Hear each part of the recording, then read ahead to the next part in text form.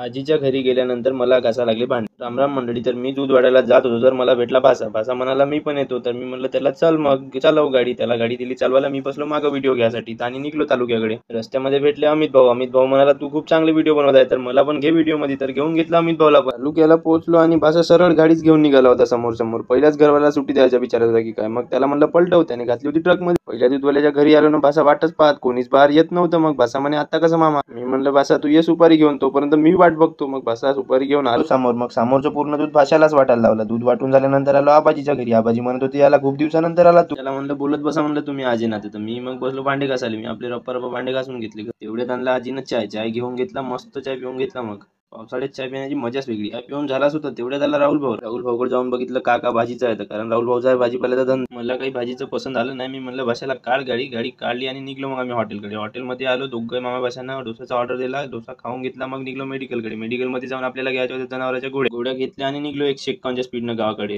तर भेटूया पुढच्या व्हिडिओमध्ये. तोपर्यंत घ्या मग मला फॉलो करून.